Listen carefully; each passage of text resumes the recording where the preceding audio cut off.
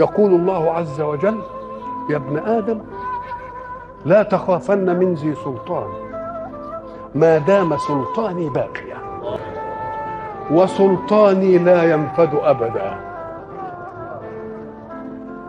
يا ابن آدم لا تخشى من ضيق الرزق، وخزائني ملآنة وخزائني لا تنفد أبدا. يا ابن آدم خلقتك للعبادة فلا تلعب، وضمنت لك رزقك فلا تتعب.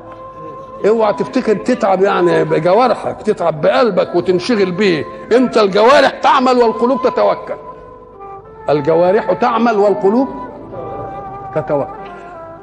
خلقتك للعبادة فلا تلعب، وضمنت لك رزقك فلا تتعب. فهو عزتي وجلالي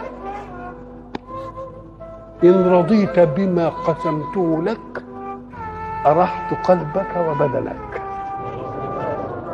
وكنت عندي محمودا.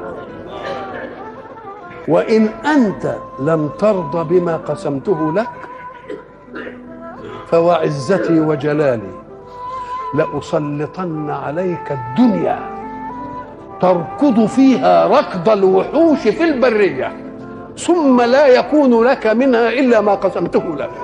يا ابن آدم خلقت السماوات والأرض ولم أعي بخلقهن، أيعيني رغيف عيش أسوقه لك؟ يا ابن آدم لا تسألني رزق غد كما لم أطلب منك عمل غد. يا ابن آدم أنا لك محب، هي دي بتاع ودود بقى، أنا لك فبحقي عليك كن لي محبا.